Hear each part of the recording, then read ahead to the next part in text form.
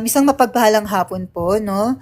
Ang atin pong itatopic ngayon sa oras po na ito ay makikita niyo po yan sa screen, 1 Thessalonians chapter 5. And ang version po na aking gagamitin ay ASND po, mga kapatid, ang salita ng Diyos. Search niyo na lang po siya sa mga wala pong app. Pwede niyo po siyang i-search online sa Google.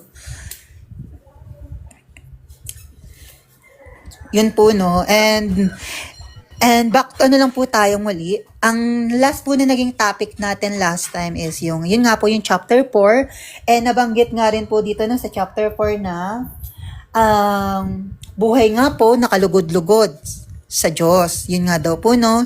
Yun daw po yung kagustuhan sa atin ng ating Diyos, mga kapatid, na mamuhay daw po tayo ng kalugod-lugod at talaga pong tama sa paningin po ng ating Panginoong Hesukristo, mga kapatid. And dito rin po sa topic natin last time, nabanggit nga rin po dito na ang pagbabalik nga daw po ng ating Panginoong Hesukristo, mga kapatid. Dito rin po nabanggit yun nga po, no, yung pagbabalik ng ating Panginoong Hesukristo na sinabi nga po doon na sasalubungin daw po natin ang ating Panginoon sa kanyang pagbabalik. Doon nga daw po, no, sa ulap. Kasama nga daw po ang kanyang mga pinabanal. And yun po, no, lahat po ng mga sins and lahat po ng mga lumalakad po ng righteous and tama po sa paningin ng Panginoon, yun po, yung mga sasalubong po sa kanya sa muli po niyang pagbabalik, mga kapatid. Ayun po yung naging background po ng mga naging last topic natin nung last Wednesday, mga kapatid. And yung atin pong itatopic ngayon ay ang title niya po, 1 Thessalonians chapter 5. And ito po ang title niya, Maging Handa sa pagbalik ng Panginoon. So ayun po yung title, mga kapatid. So yun na po, magpapatuloy na po tayo. Mag-uumpisa na po tayo sa verse 1. Maging handa sa pagbabalik ng Panginoon. Verse 1. Mga kapatid, hindi ko na kailangang isulat pa sa inyo kung kailan mangyayari ang mga bagay na ito. Dahil alam na ninyo na ang pagbabalik ng Panginoon ay katulad ng pagdating ng isang magnanakaw sa gabi. So ang sinasabi nga daw po dito ni Apostol Pablo na hindi na nga daw po nila kailangan pang isulat pa itong ganitong mga pangyayari nga daw po, no, mga kapatid, dahil alam naman na daw po nila. No, ito nga daw po mga taga-Thessalonica na ang pagbabalik nga daw po ng ating Panginoong Hesukristo ay tulad ng isang magnanakaw sa gabi. Kung iaano nga po natin, no, talagang walang nakakaalam, mga kapatid. Talagang hindi po natin nalalaman kung ano po ba talaga yung araw, oras ng pagbabalik nga po ng ating Panginoong Hesukristo, mga kapatid, dahil yun nga po, no, tanging Diyos Ama lang nga daw po ang nakakaalam kung kailan nga daw po magbabalik ang Panginoong Hesukristo. Ngunit ang pinaka-sinisiyasat po dito ni Apostol Pablo na maging handa tayo. Dahil yun nga po yun, no? Sa nabasa nga po natin dito na dahil alam na ninyo ang pagbabalik ng Panginoon ay katulad ng pagdating ng isang magnanakaw sa gabi. So, inaano rin po sa atin dito na maging handa po tayo. Dahil ang pagdating nga daw po ng Panginoong Hesukristo ay tulad ng isang magnanakaw nang hindi po natin nalalaman. Kaya po, always be aware, prepared, and ready po lagi dahil anytime, pwede pong magbalik ang ating Panginoong Hesukristo, mga kapatid. Dahil yun nga po, no, nangyayari na or talagang natutupad na yung mga propesiya dito nga po sa Biblia na talagang kitang-kita po natin and talamak nang nangyayari ngayon sa mundo, mga kapatid.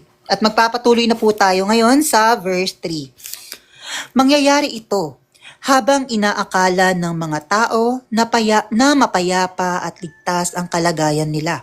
Yun nga daw po, no, mga kapatid, na mangyayari daw po ito na dito nga po, no, alin daw, brother? I rebuke.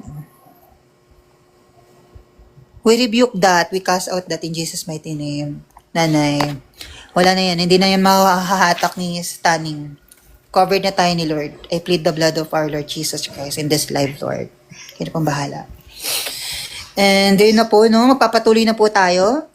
Yun nga daw po, no, mga kapatid, na mangyayari nga daw po ito na hindi inaakala ng mga tao, no, na kala nila mapayapa daw po, and ligtas nga daw po yung kalagayan nila, na ito nga po, no, makikita nga po natin yung mga tao na talagang busy-busy sa mundo, mga kapatid, na talagang akala nila is normal-normal pa, like natural disaster lang yung mga nangyayari, yung mga nakikita natin na nangyayari nga po ngayon, no, talamak talaga sa mundo na nangyayari yan, yung mga lintol, talagang sunod-sunod, every other country po mga kapatid. Talagang sunod-sunod na yung mga nangyayaring paglindol, yung mga nangyayaring tsunamis, yan po yung mga volcano eruptions, and also yung mga, yan po yung mga news pa, yung mga wars, gera, talagang every other countries na talagang mga kapatid, yung nangyayari pong wars. And also yung mga akala po natin dati na hindi mangyayari, no?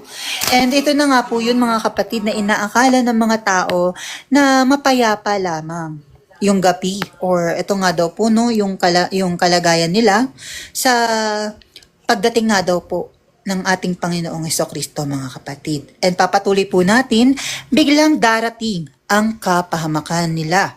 Katulad ng pagsumpong ng sakit na nararamdaman ng babaeng manganganak na. Yun daw po mga kapatid, no, na yun nga daw po, no, na darating nga daw po ang kapahamakan nila, katulad nga daw po ng pagsumpong ng isang babae na manganganak na. Yun nga po, no, kung iaano nga po natin, ihahambing natin na talagang ganito po yung birth pains, mga kapatid, na parang, di ba, kapag buntis, syempre, di naman po yan talagang alam kung kailan manganganak, parang out of nowhere, di ba? Bigla na lamang sasakit yung kanyang tiyan na talagang, yun na, manganganak na siya. Yun po yung pinaka naging representation nga po nito, no, sa binasa natin, na ganun din daw po yung magiging pag-ano nga daw po ng darating nga po nagalit nga po ng ating Panginoong Hesukristo, ng ating Panginoong Hesukristo, mga kapatid, na pagtupok niya nga po dito sa kasamaan nga po na nangyayari nga po dito sa ating mundo, mga kapatid. At magpapatuloy na po tayo at hindi sila makakaligtas. Ayun nga daw po, hindi nga daw po makakaligtas itong mga taong ito, mga kapatid, na inaakala nga daw po nila, no, na kanina nabasa natin, na akala nila ligtas at mapayapa ang kanilang kalagayan. Mga kapatid, masyado po silang nagpakampante, kumbaga. Na yun nga po, no, na akala nila talagang hindi na sila hindi na mangyayari yung mga ganito ganyang bagay, na talagang ayun po yung pinaka inaano sa atin ngayon, na atin pong paghandaan, na atin pong talagang ipag-ready yung ating mga sarili, lalong-lalo na nga po, no, sa mga talamak na talagang nangyayari, sa mga tribulations, and kung ano pa man po yung mga darating pang kapighatian dito nga po sa mundo, mga kapatid. And ipagpapatuloy na po natin siya sa verse 4. Ngunit kayo, mga kapatid, ay hindi namumuhay sa kadiliman. Kaya hindi kayo mabibigla sa araw ng pagbabalik ng Panginoon, katulad ng pagkabigla ng isang taong sa pagdating ng magnanakaw. So yun na daw po, mga kapatid, no? Yung tayo nga daw po na mga lumalakad na sa ating Panginoong Hesukristo, hindi na daw po tayo mabibigla, mga kapatid. Dahil nga, yun nga daw po, no, namumuhay daw po tayo sa kaliwanagan, hindi na daw po tayo namumuhay pa sa kadiliman, mga kapatid.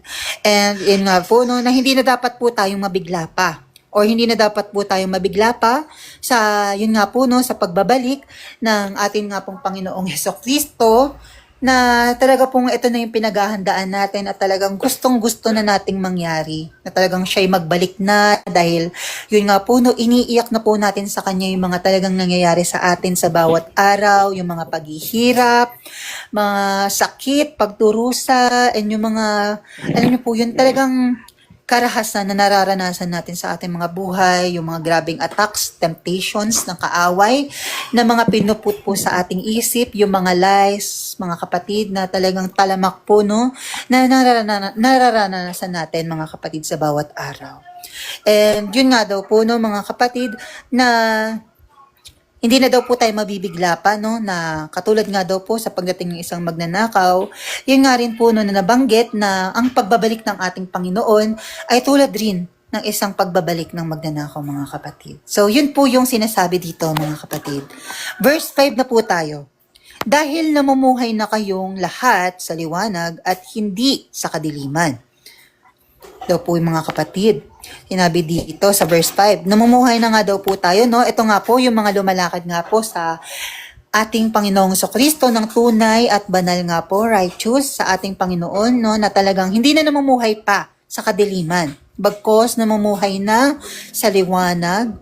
At yun po no, na hindi na sa kadiliman pa. Nakatulad nga po natin, di ba, na dati, na makamundo tayo, namumuhay pa tayo sa kadiliman. Talagang wala pa tayo sa presensya ng atin pong Panginoong Hesukristo, mga kapatid. Na yun nga po no, puro pagkakasala, puro kasiyahan ng laman, kagustuhan ng laman yung ating mga ginagawa.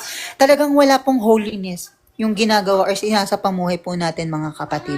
Kaya po, kailangan nating talagang, ayun po no, mamuhay ng kalugod-lugod and banal po sa ating Panginoong Hesukristo, mga kapatid. And yun po, magpapatuloy na po tayo sa verse 6. Kaya nga, huwag tayong magpabaya katulad ng ibang na natutulog, kundi maging handa at mapagpigil sa sarili. Kung maiaano po natin dito, mga kapatid, sa sinasabi po dito sa verse na ito, pwede maiaano din po natin dito yung sa Matthew 25, mga kapatid, nababasa po natin siya doon, yung 10 virgins, mga kapatid.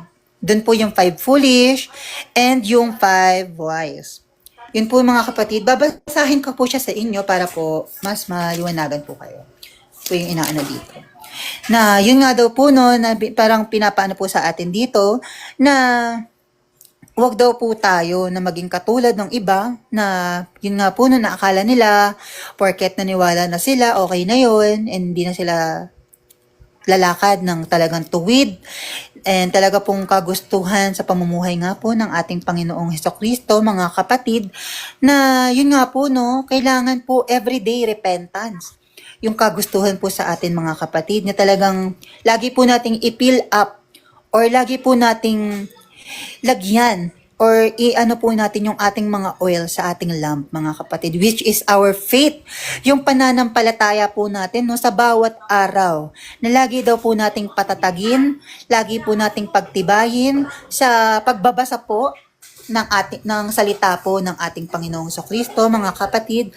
And yun nga po no, mababasa nga po natin dito sa Matthew 25. And ito po yung ano po dito sinasabi. The parable of the 10 virgins. Then the kingdom of heaven will be like 10 virgins who took their lamps and went to meet the bridegroom. 5 of them were foolish and 5 were wise. For when the foolish took their lamps, they took no oil with them. Wala daw pong oil, yung 5 foolish, mga kapatid. Na yun nga daw po, no, sinabi dito. But the wise took flasks of oil with their lamps. So yun daw po to, yung 5 wise, mga kapatid, sila po ay merong oil na naka-ready na pang-refill nga daw po doon sa kanilang mga lampara, mga kapatid. And ano nga po natin, pagpatuloy natin, as the bridegroom was delayed, they all become drowsy and sleep. Yun po, mga kapatid, na nabanggit no dito sa atin, mga kapatid, na dito nga rin po sa ating topic na wag nga daw po tayo maging katulad nga po no na itong naging pabaya, katulad nga po no na mga ito yung iba na natulog, na yun po talagang parang masyado silang naging kampante kasi akala nila hindi na mangyayari or hindi pa talagang lubusang darating ang atin pong Panginoong Kristo, no, mga kapatid.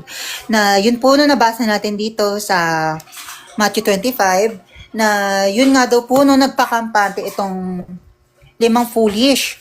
Bali, ito po yung pinaka-nire-representation po dito sa ating nabasa kanina. Na ito nga po yung akala nila, safe na sila. Lalo na po yung mga nagsisimba sa physical churches nga, mga kapatid, na nag-aakala na once na parang nagrepent ka ng isang beses, okay na yun. Yung mga sinasabi nga po, di ba, na once saved, always saved, na mga katuruan, na pag once na ano ka na, ligtas ka na. Hindi po ganun, mga kapatid. Dahil po ang kaligtasan ay, yun nga po, no, nakikita po talaga sa ating mga pamumuhay. And makikita po talaga ng talagang lubusan na lumalakad po ng tama, tuwid, sa paningin po ng ating Panginoong Hesukristo, mga kapatid. And magpapatuloy na po tayo. Verse 7, sapagkat ang taong namumuhay sa kadiliman ay katulad ng isang taong pabaya na natutulog o katulad ng lasing na walang pagpipigil sa sarili. Kumbaga, ang sinasabi po dito sa atin mga kapatid na wag po tayong maging dito sa ating mga pamumuhay, maging katulad nga daw po dito no, sa pamumuhay sa kadiliman, katulad nga daw po nitong mga taong natutulog na parang lasing no, na walang pagpipigil sa kanilang mga sarili. Dahil kung iaano nga po natin dito, ito nga po yung mga tao na parang, yun nga po yung nabanggit sa Matthew na talagang naging pa sila, naging pabaya pa, gumawa pa ng mga makalaman, talagang ginawa pa yung mga kagustuhan ng kanilang laman. Alam niyo po yun, no? Maaano rin po natin dito yung kumbaga, compromising mga kapatid, no, na talagang nagsaserve sa Panginoon, tapos nagsaserve din sa mundo. Kasi sinabi rin po yan sa Matthew 6, you cannot serve two master. Kailangan mong mamili sa isa, kung magsaserve ka sa mundo, or magsaserve ka sa ating Diyos, mga kapatid. Kailangan po nating mamili, mga kapatid, na yun nga po, no, kung ano nga po talaga ba ang ating ipapasamuhay sa ating mga sarili.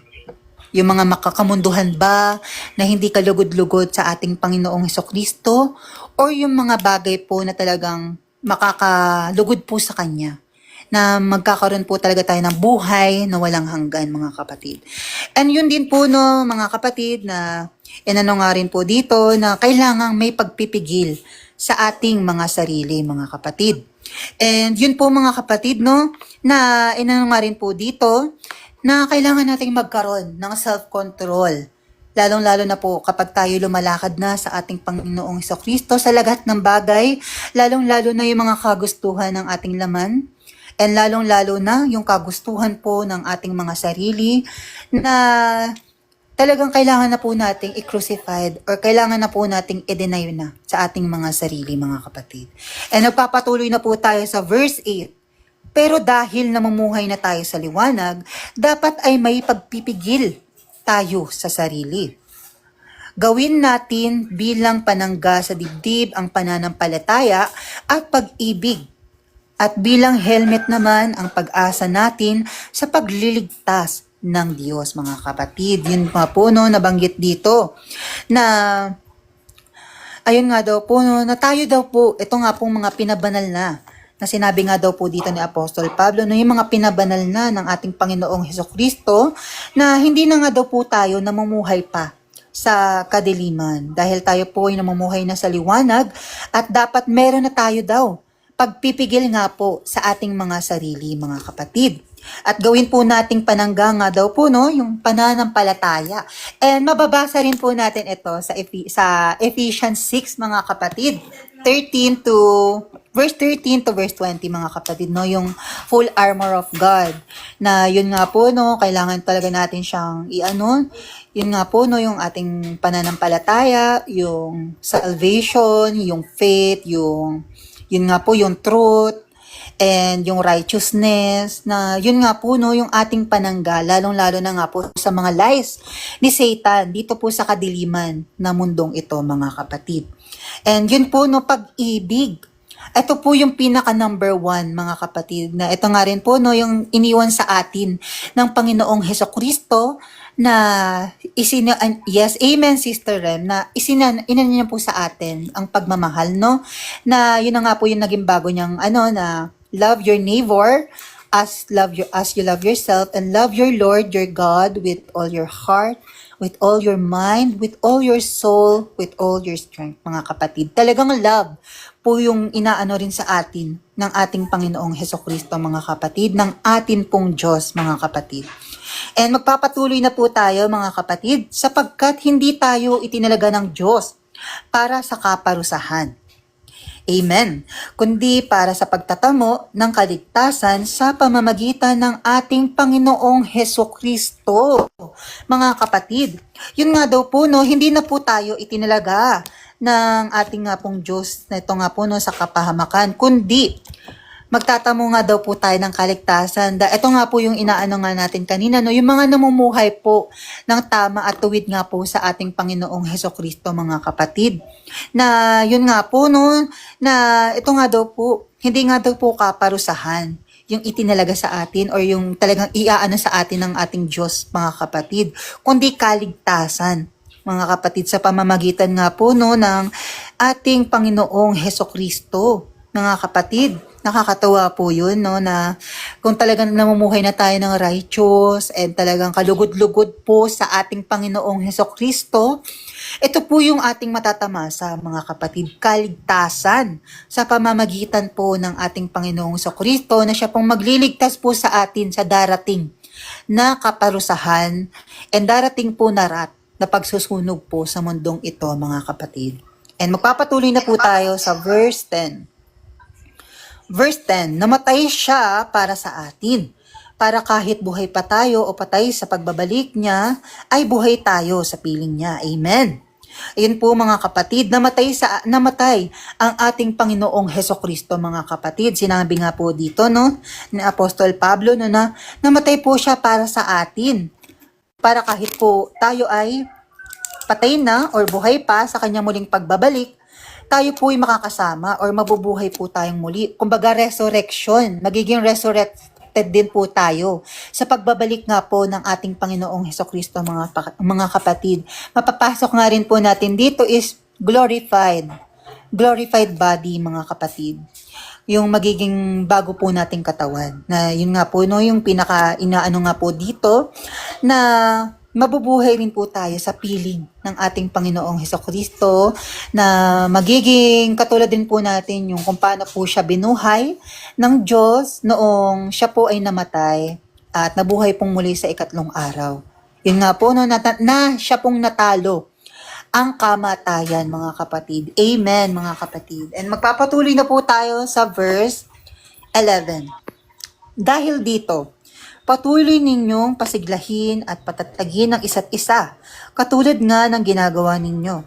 So, yun nga daw po, sinabi nga po dito ni Apostol Pablo, no, na dahil nga daw po dito, patuloy daw po nating pasiglahin, patatagin ang isa't isa. Katulad nga po nito, no, ng ginagawa nga po natin sa bawat araw na pagsasalo-salo, and yun nga po, no, pagpe-fellowship po, pagba-Bible study para po malaman yung mga kagustuhan po sa ating mga buhay ng ating Panginoong Hesukristo, yung mga dapat pong itama, yung mga dapat po nating malaman na katotohanan po na isinisiwalat niya na po sa atin na dapat po nating malaman. Dahil yun nga po, no, tinago po sa atin ng mundong ito ang katotohanan na nakapaloob po sa salita ng ating pong Panginoong Hesukristo, mga kapatid. And yun nga daw po, no, patatagin po natin ang bawat isa. So yun nga po yung ginagawa nga po natin sa bawat pagpe-fellowship po natin, mga kapatid, na nagpapatatagan, na nagpapatibayan ng ating mga pananampalataya, lalong-lalo na po sa ginagawa nating pagpe-fellowship po sa bawat araw, na yun po, no, na marami tayong natututunan, marami tayong nalalaman, at mas lalo pong maraming nasisiwalat sa atin, nakagustuhan or katotohanan po ng mga hindi po natin nalalaman, mga kapatid, na siya pong itinago sa atin ng mga dati pong pinapasukan nating physical churches, na hindi po itinuturo kung ano yung talagang kagustuhan sa atin ng ating Panginoong Hesukristo, mga kapatid. Yun po, mga kapatid. And grabe po, no, na talagang kailangan po, no, na patatagin natin ang bawat isa sa atin pong mga ginagawa nga po, no, na pagka-fellowship, pagpapalakasan po ng ating mga pananampalataya, lalong-lalo na po sa bawat araw, sa ating nga pong pagsasama-sama, pagsasalo-salo, ng salita po ng ating Panginoong Hesukristo upang malaman, upang magkaroon pong muli ng bagong knowledge and bago pong wisdom na talaga pong galing po sa ating Panginoong Hesukristo. Hindi po galing sa aking bibig ito, mga kapatid, kung ano man pong sinasabi ko sa inyo, kundi galing po ito sa banal na Espiritu po na siya pong ako'y ginagamit lamang upang isiwalat sa inyo kung anong katotohanan at kung ano pong kagustuhan ng Diyos sa ating mga buhay, mga kapatid. At yun na po, mga kapatid, magpapatuloy na po tayo sa verse 12. Ang title po ng verse 12 dito po ay mga pangwakas na bilin at pagbati, mga kapatid. Verse 12. Hinihiling namin sa inyo mga kapatid na pahalagahan ninyo ang mga naglilingkod sa inyo na pinili ng Panginoon para mamuno at mangaral sa inyo mga kapatid. Sinasabi nga daw po dito ni Apostol Pablo, mga kapatid, na pahalagahan.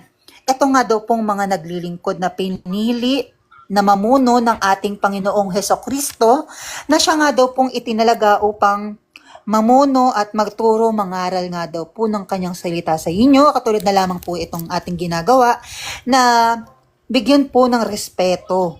Ito nga daw po mga nagbabahagi sa inyo ng salita po ng ating Panginoong Hesukristo, mga kapatid, na respeto at paggalang daw po, no, lahat nga daw po ng mga nangangaral at nagsisiyasat po ng salita, nagpapangalat po ng salita ng ating Panginoong Hesukristo, mga kapatid, na bigyan daw po ng kahalagahan or pahalagahan natin yung ating mga kapatid na nagtuturo po ng salita po ng ating Panginoong Hesukristo. Dahil nga, yun nga daw po no, mga kapatid, na kung aanuhin nga rin po natin, nakakaranas din po yung ating mga kapatid na nagtuturo ng mga paghihirap, hindi lamang po kayo na mga nakikinig, dahil lahat po ng mga nagtuturo ay grabe rin po yung mga paghihirap po na dinaranas, lalong-lalo na po sa mga attacks ng kaaway, sa mga bulong ng kaaway. Alam nyo naman si Satan, laging-lagi yan nandiyan sa paligid,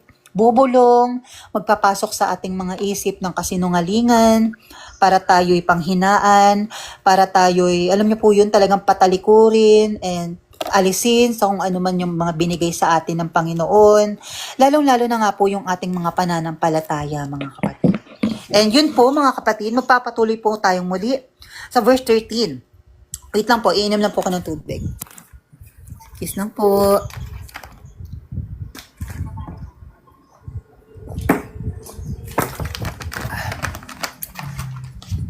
Magpapatuloy na po tayo sa verse 13, mga kapatid.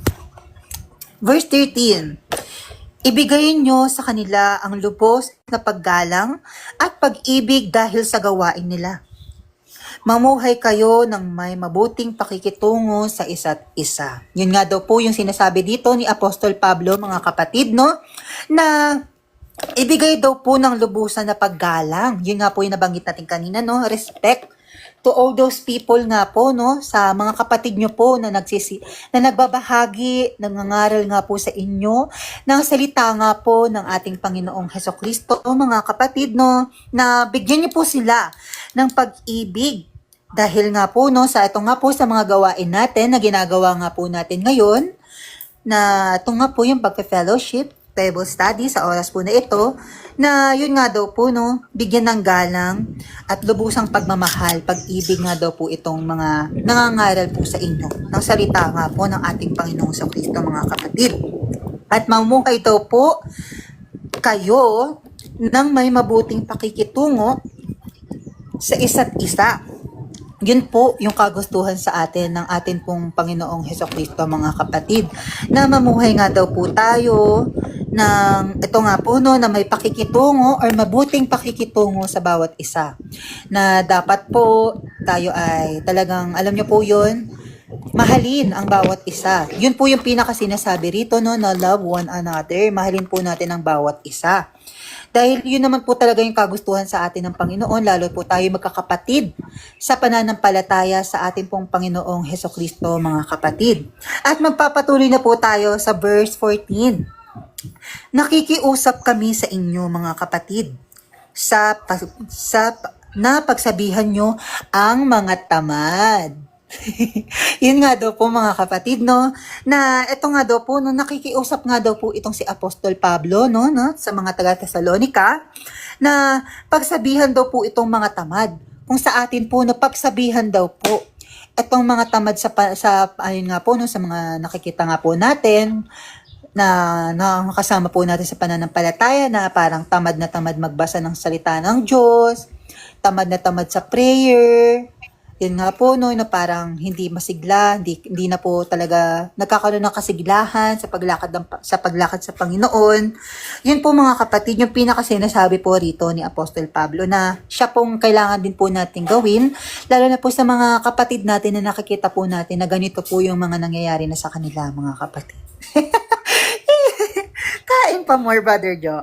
Yun po mga kapatid, no, na sinabi rin po dito, palakasin ang mga mahihina sa pananampalataya nila. Yun daw po mga kapatid, no, na yun daw po yung sinasabi rin dito ni Apostol Pablo sa mga taga-Tesalonica na palakasin daw po yung mga mananampalataya or kapatid po natin na mahina sa pananampalataya or bago pa lang sa, yun nga po, no, sa paglakad sa atin pong Panginoong Hesukristo, mga kapatid.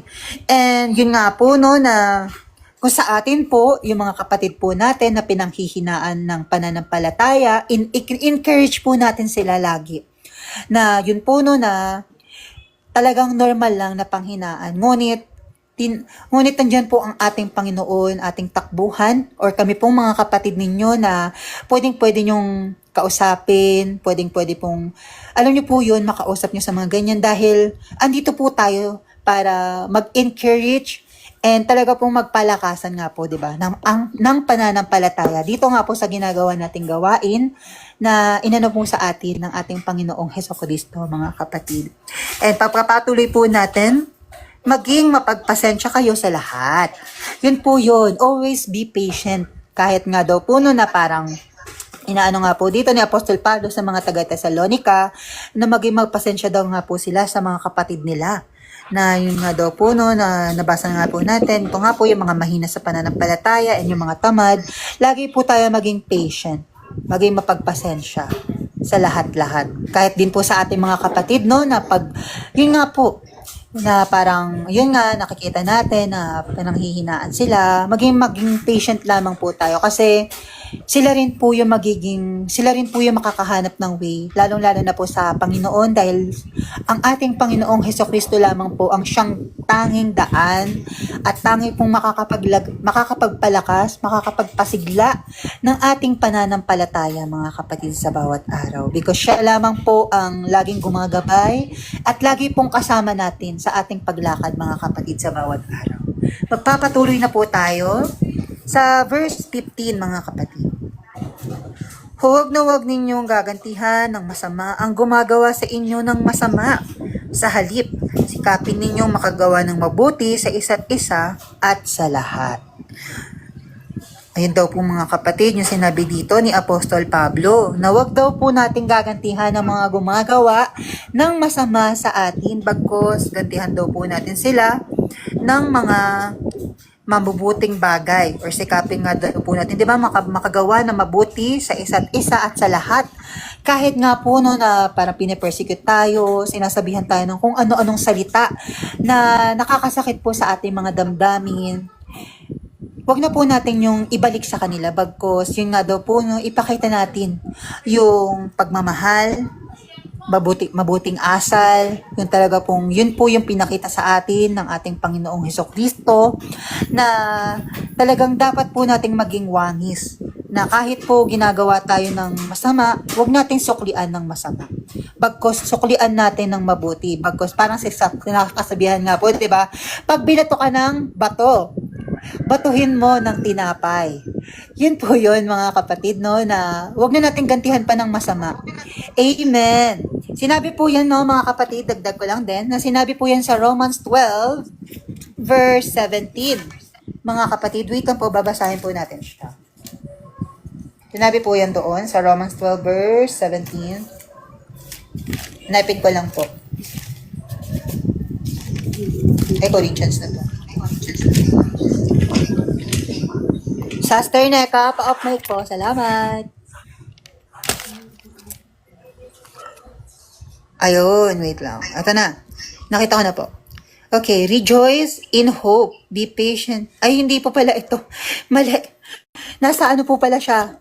Nasa, saan ba to? Romans 17 pala. 12 pa rin nabasa ko. Sorry na. So, ito po, repay no one evil for evil, but give to do what is honorable in the sight of all. Yun nga daw po mga kapatid, no, na nasabi nga po dito na wag na nga daw po natin suklian pa ng masama. Yung masama nga po na ginawa sa atin. Na nabanggit nga rin po dito na ni Apostol Pablo na suklian nga daw po natin ang kabutihan.